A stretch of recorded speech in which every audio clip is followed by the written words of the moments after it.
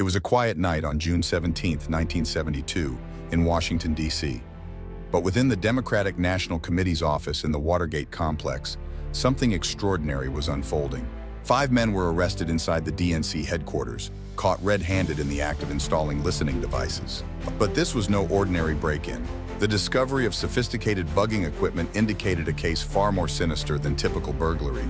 It didn't take long for the story to catch the public eye.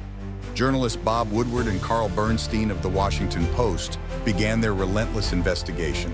Woodward and Bernstein, through tip-offs and meticulous research, slowly unraveled a tale of deep-seated corruption.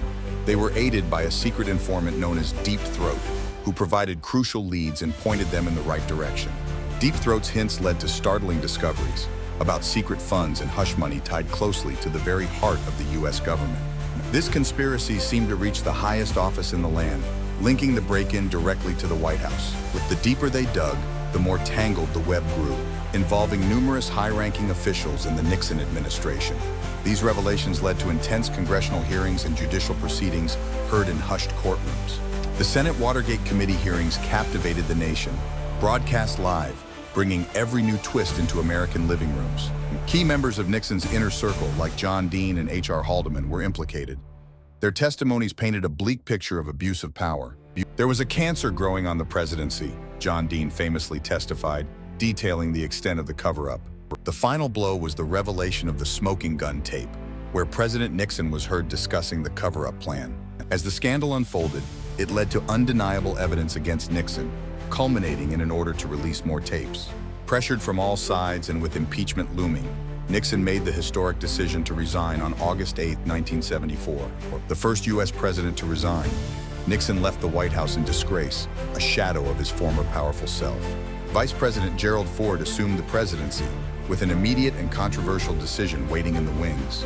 In a move that stunned the nation, President Ford granted Nixon a full pardon, sparking debates about justice and accountability. But public opinion was sharply divided. Some saw it as an act of mercy, while others felt it undermined the rule of law. The aftermath of Watergate led to significant political and judicial reforms aimed at preventing such abuses of power from happening again. The complex itself became symbolic of the scandal, a quiet testament to the seismic events it witnessed. Years later, Woodward and Bernstein continued to share their experiences and insights, becoming icons of investigative journalism. But key questions remained. Why did Nixon orchestrate such a risky operation? Was it sheer paranoia or something more complex? Conspiracy theorists argue that deeper motives were at play.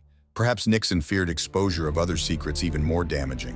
Watergate wasn't a single event, but a myriad of covert operations, a puzzle that still fascinates and confounds experts.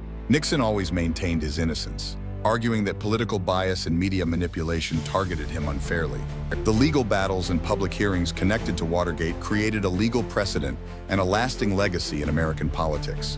Even today, scholars and cynics alike continue to delve into Watergate, uncovering nuances and reassessing its impact. Watergate.